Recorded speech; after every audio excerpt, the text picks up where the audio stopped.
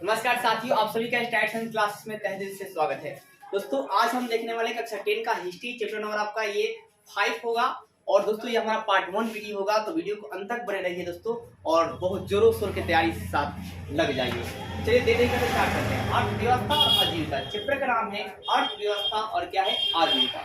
इस चैप्टर में आप देखेंगे कि मतलब जो है औद्योगिकरण के बारे में आप जानेंगे कि औद्योगिकरण से क्या हुआ, ये क्यों इसका औद्योगिकरण की जरूरत पड़ गई।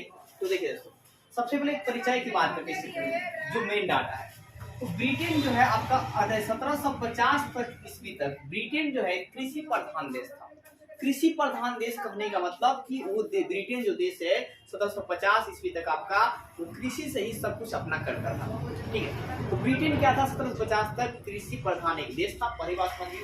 और 80% आबादी जो है गांव में निवास करती थी। मतलब ब्रिटेन की जो आबादी है 80%, 100% पूरा हो गया, उसमें से 80% आबादी जो है कहाँ रहती है, गांव में, और 20% शहरों में रहती है। और भरण पोषण या अपना जो भी क्या मांग करते हैं वो कृषि से ही क्या करते हैं। तो आपने क्या देखा कि 1750 तक जो ब्रिटेन है कृषि प्रधान देश है, मतलब ये अपना भरण पोषण सब कुछ कृषि से ही करता है। 80% जनता जो है कहाँ रहती है, तो गांव में रहती है। फिर 17वीं से 18वीं शताब्दी में शहरों में क्या था, गिल्ड प्रथा का प्रचलन था। तो ब्रिटेन में 17 से 18वीं शताब्दी में किस प्रथा का प्रचलन था, गिल्ड प्रथा का। अब ये गिल्ड प्रथा क्या था, ये दोस्तों व्यापारी और शिल्पकारों का संघ था। गिल्ड प्रथा क्या थी, व्यापारी और शिल्पकारों की संघ थी। व्यापारी और क्या दोस्तों, शिल्पकार। व्यापारी आप समझते हो, जो वस्तु को एक जगह से खरीद कर दूसरी जगह बेचते हैं, तो व्यापारी कहते हैं। और शिल्पकार उन्हें कहते हैं जो कुछ मतलब चीजों को बनाते हैं और बनाने के बाद फिर वो बेचते हैं, तो उस व्यक्ति को शिल्पकार कहते हैं। तो गिल्ड प्रथा आपका है क्या, ये व्यापारी और शिल्पकारों का एक संघ था। और ये जो अपने उत्पाद की मतलब जो प्रोडक्ट थी उसकी निपुणता के लिए बहुत प्रसिद्ध है। ये यानी गिल्ड प्रथा वाले जो भी ये संघ जो था, इसमें बहुत ही बेस्ट क्वालिटी का जो है वस्तु को बनाया जाता था। फिर मानव श्रम से कुटीर उद्योगों का विकास किया गया। मतलब मानव की मेहनत से क्या किया गया, छोटे छोटे उद्योग लगाए गए। कुटीर उद्योग मतलब छोटे छोटे उद्योग को, मतलब छोटे पैमाने पर अगर कोई आप खिलौना बनाते हैं, ठीक है, या कोई छोटी गाड़ी बनाते हैं, तो ऐसे उद्योग को कुटीर उद्योग कहा जाएगा। या आप गौ पाला कर 100 गाय पाले हैं या 50 गाय पाले हैं, इसे कुटीर उद्योग कहेंगे। या बिना उना बनाते हैं तो ये क्या होगा, कुटीर उद्योग कहलाएगा। तो है क्या, मानव श्रम से कुटीर उद्योगों का क्या किया गया, विकास किया गया। और इस दौर को आदि औद्योगिकरण कहा गया। क्या कहा गया, आदि औद्योगिकरण। तो आपसे भी पूछ लिया जाएगा आदि औद्योगिकरण क्या होता है। तो कुटीर उद्योगों के आपका है क्या कि मानव श्रम के मतलब मानव की मजदूरी के सहायता से छोटे छोटे व्यवसाय को स्टार्ट करना क्या कहलाता है, आदि औद्योगिकरण कहलाता है। क्या कहलाता है, आदि औद्योगिकरण कहलाता है। तो आपने क्या देखा, मानव श्रम से कुटीर उद्योग का विकास आदि औद्योगिकरण कहलाता है। इंग्लिश में कहते हैं प्रोटो इंडस्ट्रियलाइजेशन कहा जाता है। औद्योगिकरण के कारण मतलब दोस्तों है क्या, औद्योगिकरण की जरूरत क्यों पड़ गई। तो देखिए दोस्तों है क्या कि आवश्यकता आविष्कार की जननी हो गई। मतलब आविष्कार किया जाने लगा वस्तुओं को, ठीक है। तो आवश्यकता आविष्कार की जननी माने गई, इस वजह से हम लोग क्या किया, औद्योगिकरण किए कि हमें आविष्कार की जरूरत पड़ेगी। फिर नए नए मशीनों का आविष्कार हो गया, इसका औद्योगिकरण हो गया। नए नए मशीनों क्या हुआ, आविष्कार हुआ। कोयले और लोहा की प्रचुरता बढ़ गई। कोयला और लोहा का प्रचुरता जब बढ़ गया तो मशीनों में क्या हुआ, लोहा से काम होने लगे। फिर फैक्ट्री प्रणाली की क्या हुई, शुरुआत हो गई, ठीक है। मतलब फैक्ट्री बनने लगे तो औद्योगिकरण किया गया, बड़े स्तर पर बढ़ने लगा। फिर क्या, सस्ते श्रम को प्रबंध, मतलब कम पैसा में क्या मजदूर मिलने लगे। यातायात की सुविधा, मतलब गाड़ी बसें चलने लगी, ठीक है। विशाल औपनिवेशिक स्थिति मतलब आपका है क्या कि कहने मतलब ये है कि जब कोई अब एक मजबूत देश क्या करेगा कि बहुत आपके जो कमजोर देश है उस पर क्या करेगा, अपना उपनिवेश स्थापित करेगा। ये थे आपके औद्योगिकरण कारण। आप फिर से देख लीजिए क्या देखा आपने औद्योगिकरण कारण कि आवश्यकता आविष्कार की जननी के कारण औद्योगिकरण हुआ। नए नए मशीनों का आविष्कार किया गया, कोयले और लोहे की प्रचुरता बढ़ गई, फैक्ट्री प्रणाली की शुरुआत हो गई, और सस्ते श्रम की उपलब्धता आ गई, और यातायात की सुविधा हो गई, और विशाल औपनिवेशिक की स्थिति आ गई। रिचर्ड आर्कराइट कौन थे, तो बाल्टन के निवासी थे। कहाँ के थे, बाल्टन के निवासी थे। आपने क्या देखा, स्पिनिंग फ्रेम जो है एक सूत काटने वाली क्या है, मशीन है, जो कि जल शक्ति से चलती है। मतलब जल से क्या होगा, विद्युत मिलेगा, और उस विद्युत से क्या होगा, मशीन चलेगी। इसका आविष्कार जो है कब हुआ, 1789 में। कौन के, रिचर्ड आर्कराइट। और ये कहाँ के थे, बाल्टन के निवासी थे। दूसरा आप क्या है, स्पिनिंग जेनी। स्पिनिंग क्या, जेनी, ये भी क्या है, तो सूत काटने वाली ही मशीन है, और ये किससे चलती है? 16 तकिए पहिए से चलती है। 16 तकिए मतलब 16 को पहिया टाइप का रहेगा, उसी से क्या होगा, मशीन जो है चलेगी। और इसका आविष्कार कब हुआ? तो 1770 में। कब हुआ? 1770 में हुआ।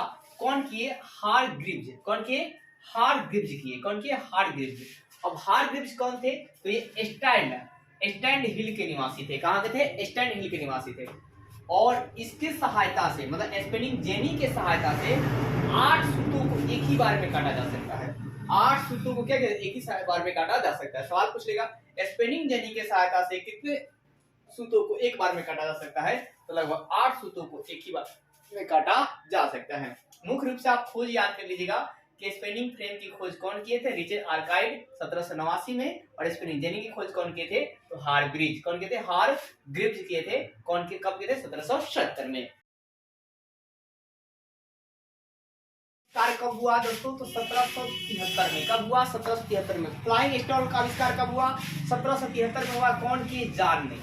कौन किए? जॉन। फ्लाइंग स्टॉल का आविष्कार जो है 1773 में कौन करते हैं? जॉन जी करते हैं। और जॉन कौन है? लंकाशायर के निवासी जॉन यार एक इसमें आविष्कार किया था फ्लाइंग स्टॉल का। फ्लाइंग स्टॉल का आविष्कार कौन थे? जॉन। कौन के थे? Flying stall. स्टॉल में मतलब जॉन समझते ना? जॉन। स्टॉल जॉन के पास जाए। कब? 1773 में। और ये तेजी से काटने वाली क्या थी? मशीन थी, सूत काटने वाली मशीन। अब है स्पिनिंग म्यूल। क्या है? Spinning mule. इसका आविष्कार कब हुआ? 1789 में हुआ। कौन किए? Samuel Crompton. कौन किए? सैमुअल क्रॉम्पटन किए। तो स्पिनिंग म्यूल की बात, इसमें भी म्यूल है और इसमें भी क्या याद रखना? म्यूल। इसमें भी म्यूल है, इसमें भी क्या याद रखना? म्यूल। कब किए? 1789 में। कब किए? 1789 में। तो स्पिनिंग म्यूल का आविष्कार 1789 में सैमुअल क्रॉम्पटन ने किए थे। और ये कैसी का मशीन है? तो बारीकी से सूत काटने वाली क्या है? मशीन है। आप ज्यादातर आविष्कार को फोकस कर लेना। फिर क्या? पावर लूम करघा। पावर लूम क्या है? करघा। तो पावर लूम करघा का आविष्कार कब होती है? 1785 में होती है। और किनके द्वारा होती है? एडमंड कार्टराइट के द्वारा। किस द्वारा? एडमंड कार्टराइट के द्वारा होती है। और ये वास्प से चलने वाली मशीन है। किससे चलने वाली मशीन है? वास्प के। वास्प द्वारा विद्युत उत्पन्न होगा और उनसे क्या होगा? ये मशीनें चलेगी। फिर आता है क्या? Thomas Bell. तो टॉमस बेल का आविष्कार कौन किए थे? तो बेनर्ड जी किए थे। कौन किए थे? बेनर्ड जी किए थे। और कब किए थे? तो 1785 में किए थे। कब किए थे? 1785 में ही किए थे। और ये जो है क्या काम करते हैं? छपाई रंगाई का काम करती है। और छपाई रंगाई के काम में भी कैसा भाई छपाई रंगाई? तो बेलनाकार जो है वस्त्रों को आपका है क्या? वस्त्र पर छपाई का काम करती है, रंगाई का काम करती है। और बेलनाकार छपाई भी ये करती है। तो पूछ लेगा बेलनाकार छपाई करने वाला मशीन कौन थी? तो टॉमस बेल थी। अगर खोज के कह रहा है तो बेनर्ड जी। कौन के थे? बेनर्ड से। बेल बेनर याद रखिएगा। Bell Benner. कब? 1785। यहाँ क्या रखना है? करघा में आपको याद रखना है क्या? एडमंड। क्या जी? एडमंड। और म्यूल में इसमें म्यूल है, इसमें भी क्या जी? म्यूल है। सैमुअल सिर्फ याद रखिएगा। ये 1789 में। तो फ्लाइंग स्टॉल 1773, म्यूल जो है 1789, और जो करघा है भाई 1785, और टॉमस बेल भी 1785। तो 73 लाइन का आविष्कार कब हुआ? तो 1815 में। और कौन की? Humphry Davy. ये आपका वीवीआई है। ये कई बार क्लास 10 में पूछा गया है। ये आपके अपना वीवीआई है। सेफ्टी लैम्प का आविष्कार कब हुआ? 1815 में। कौन किए? Humphry Davy. कौन किए? Humphry Davy. सेफ्टी लैम्प का आविष्कार कब हुआ? 1815 में। कौन किए? हम्फ्री डेवी किए हैं। और शक्तिशाली भट्ठी का आविष्कार कब हुआ? 1815 में ही हुआ। कौन किए? हेनरी बेमसर। तो शक्तिशाली भट्टी का जो निर्माण है वो कौन किए? हेनरी बेमसर किए थे। बेमसर किए थे। कब किए थे? 1815 में ही। और सेफ्टी लैम्प का भी 1815 में हम्फ्री डेवी। कौन किए थे? हम्फ्री डेवी किए थे। अब यार है ना भाई साहब, जो शक्तिशाली भट्टी थी वो लोहों के उद्योग में, लोह उद्योग के विकास में इसने क्या किया? महत्वपूर्ण भूमिका दिया। तो शक्तिशाली भट्टी बन जाएगा तो भट्टी में हम लोहा को गलाएंगे, और लोहा गलाने के बाद क्या करें? मशीनों अनेक पर तैयारी की जाएगी, और इस मशीनों से अनेकों प्रकार के जो काम जो है किए जाएंगे। 1769 में जेम्स वाट ने वास्प इंजन बनाया। तो आपसे पूछ लिया जाएगा कि वास्प इंजन किसने विकसित किया? तो जेम्स वाट ने 1769 में। फिर 1820 तक ब्रिटिश सूती वस्त्र क्या हो गया? काफी वृद्धि हुई। तो ब्रिटिश सूती वस्त्र में काफी वृद्धि कब हुई? 1820 तक। फिर आपका लिवरपूल में स्थित लंकाशायर को सूती वस्त्रों का उद्योग केंद्र बनाया गया। तो आपका है क्या? सूती वस्त्रों का उद्योग को किसे बनाया गया? लंकाशायर को। लंकाशायर कहाँ है? तो लिवरपूल में है। क्या जी? लिवरपूल में है। फिर है क्या कि सूती वस्त्रों के उद्योग का बड़ा केंद्र किसे बनाया गया? तो मैनचेस्टर को।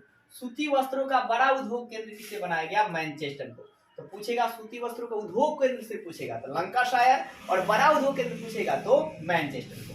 फिर 1805 के बाद साउथ वेल्स ऊन उत्पादन केंद्र बना। 1805 के बाद क्या हुआ कि साउथ वेल्स था वो क्या हुआ?